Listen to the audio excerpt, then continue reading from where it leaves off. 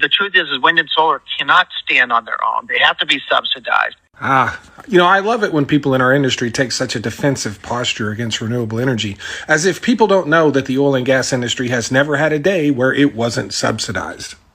That's Dan Doyle, and he's the president of Arena Resources, an oil and gas company, where 100% of his investment is completely protected through the tax code. He does not spend $1 on an oil and gas well that he doesn't get to recover, even if he loses it all. Now, I certainly don't have a problem with Dan taking advantage of the same system that, let's be honest, I took advantage of with my oil company. But what I'm certainly not going to do is get on the internet and cry about my competition getting the same benefit. The problem with this defensive posture against renewables is that solar is at the point now where it doesn't need any subsidies. And oil and gas always will. Forever. Oh, they're not subsidies, they're tax credits. It's all money in your pocket at the end of the day, right? Yeah. Thanks. All you have to do is say to China, how many windmill areas do you have in China? So far, they're not able to find any. They use coal and they use oil and gas and some nuclear, not much, but they don't have windmills. They make them and sell them to suckers like Europe and suckers like the United States before. Yeah, here they are. I found them. Found them, Mr. President. China uses more wind power than any country in the world by far, and they're responsible for 74% of the current wind projects in the world. They use more wind than coal or natural gas. Yes. This here is the Gansu wind farm in China. It produces enough power to supply 8.7 million homes with over 7,000 wind turbines. And oh, by the way, it's only halfway done. Yeah.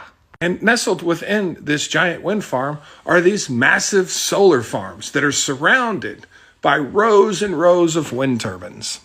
It's important to note, especially for you Trump supporters, he's speaking to a room full of people that he's trying to get $100 billion out of. Venezuela and the issues they have, that's only half of it. The other half of the reason there's no chance in hell big oil's going to Venezuela is because this is the moron that's trying to talk him into it. Yeah. Thanks. So in response to my video about Donald Trump telling U.S. oil executives there's no wind turbines that can be found in the country of China, gleefully says, wouldn't oil executives know about the Chinese wind turbines? I mean, I feel like they would know. I feel like they would know. Like, they literally own some of them. Yeah. I mean, consider the fact that Donald Trump told this person right here, Ryan Lance, Chief Executive Officer of ConocoPhillips, that there's no wind turbines in China. And anyone that does buy wind turbines are suckers. Said that to this guy. The guy that literally did this. And this is what I mean when I'm talking about what an unbelievable space cadet the President of the United States is. So yes, trust me, they know about wind in China. Thanks. Let's jump right in. I want to begin by talking about something I've occasionally brushed up against in these programs, but many of you have asked me to go into in some more detail. And it's nothing short of the death of libertarianism. Libertarianism has been a way of thinking now, quite powerful, quite dominant in the United States for a good bit of the last 40 to 50 years. In other words, most of the lifetime of most of you. And here's basically what this idea was. That an economy like ours, a capitalist, free enterprise economy, works best if the government stays out of it. Once upon a time, this was called, when the French embraced it, laissez-faire. That means, in French, let it be. The government should let the economy be. Don't interfere. Don't make rules and regulations. Stay out of it. That the economy works best if individuals negotiate with one another, buying and selling, including selling their ability to work to an employer who buys it by paying them a wage, etc., etc. The economy will work best that way. Don't interfere. Don't interfere inside each country, and don't interfere internationally. Internationally, it had a kind of a sister name, if you like, called neoliberalism, or sometimes just globalization. But it was the same libertarian idea that capitalism is a wonderful system that works best if the government doesn't interfere in it. Now, for most of the last half century or longer, the chief beneficiary of all of this was the United States. And for no mystery reason, because the United States came out of World War II much richer, much more powerful than anybody else. That's why the dollar became the global currency. The United States produced a share of global output far larger than its share of global population. Wealth was concentrated here. The gold of the world was stored in Fort Knox here, not somewhere else, etc., etc. The United States was dominant. Nobody could compete with it. And so a free world, free for economic power to do its thing, was very advantageous to the United States because they had more dollars to play with than anybody else could even imagine. All of that is over. All of that is dead. The United States is no longer the dominant player. This hasn't been told to the American people because no politician wants to have the task of bringing that message. So the politicians evade it, avoid it, deny it. But I'm not a politician. I don't have to. And you would like to know what's really going on, or at least I'm going to assume that you would. So we're not in that position. And how do you know it? Because libertarianism, this whole idea of the government unnecessary, keep the government out, that is completely dead, and no one has played the role of burial assistant more than Mr. Trump. Let's take a look. Mr. Trump got up a few weeks ago and said, I am hitting every country on earth with a tariff. I am intervening. I'm shaping the market. I'm saying you can't just come here and sell your goods to an American the way you used to, negotiating with the American company or the American consumer how much you pay for how much you get. No. That's over. I'm telling you, you want to sell here, you got to give a tax to me, Uncle Sam, right here in Washington. I don't care where you come from. I don't care what you produce. I don't care what the Americans do who buy your stuff. You want to sell here, you got to deal with the government. That's the opposite of libertarianism. Then he started giving money, actually following Mr. Biden, who did it also, giving money to selected corporations in the microchip business or in the solar panel business in order to shape their ability to compete with the Chinese. Oh, my goodness. You're intervening directly. Then we started sanctions. Mr. Biden was good at that, too. So this is kind of a bipartisan burial party for libertarianism. We need the government, it turns out. How do I know? Because the president tells us that.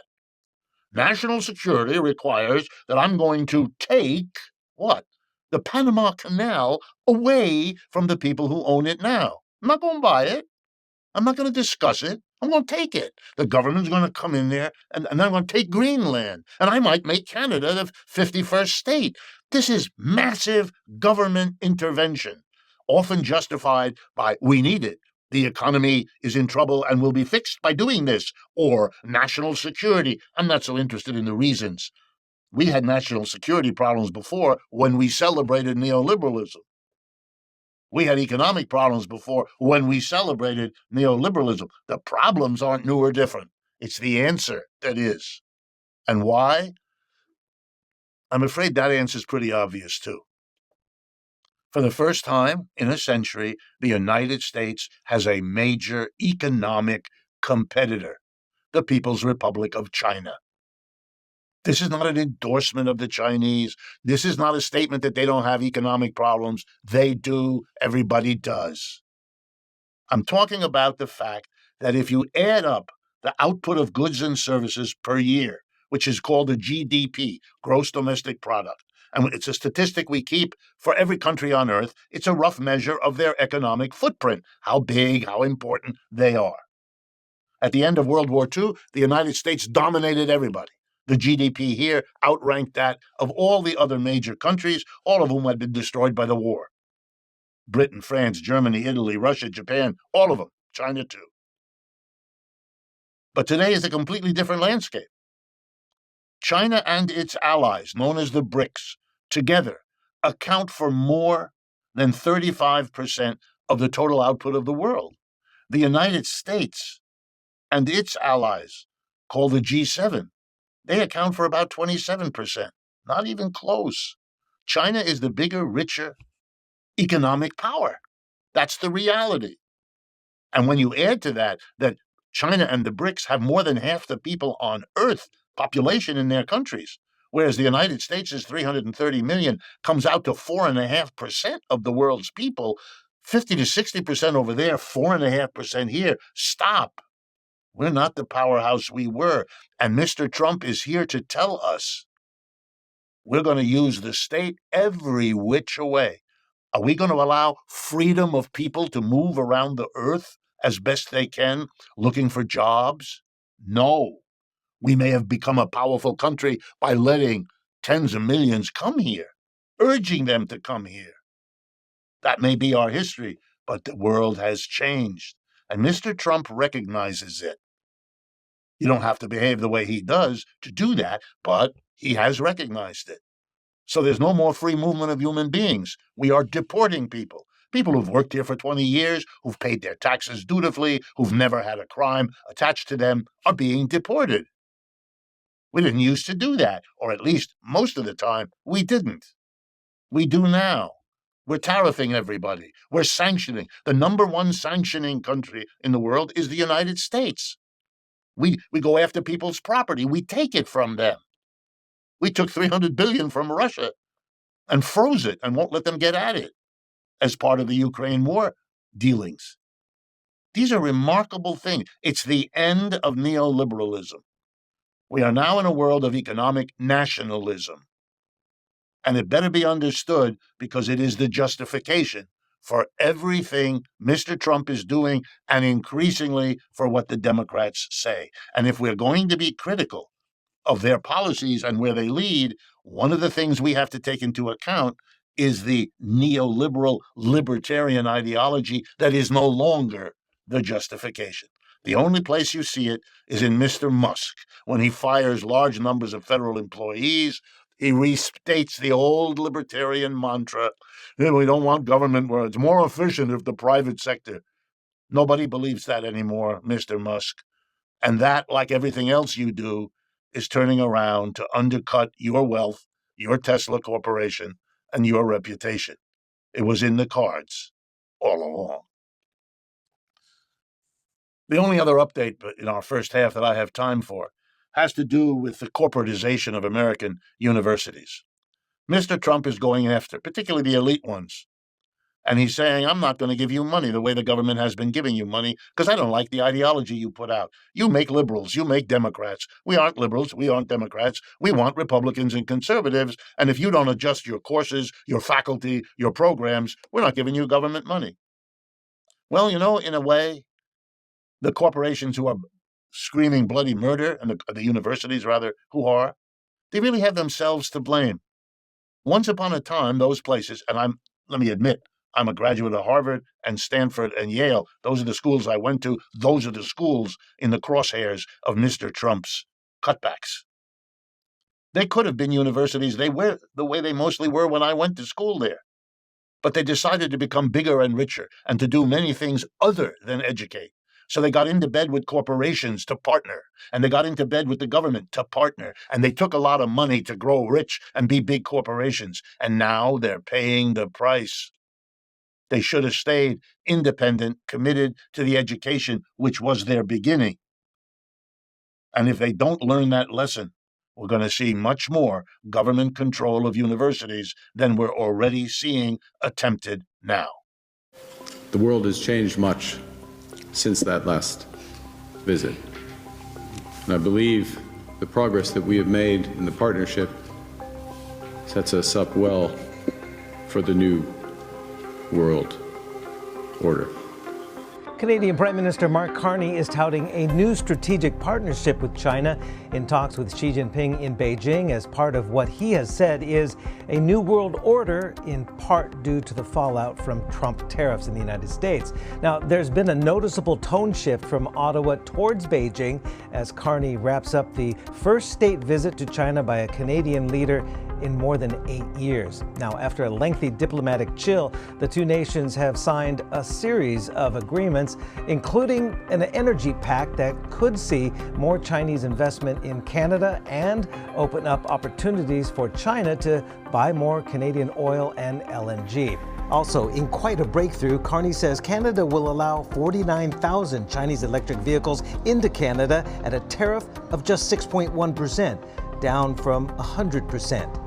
Xi reciprocated, according to Carney, by reducing its 100% ag tariff on canola, or rapeseed, to 15%. Xi Jinping hailed the talks as having achieved positive results.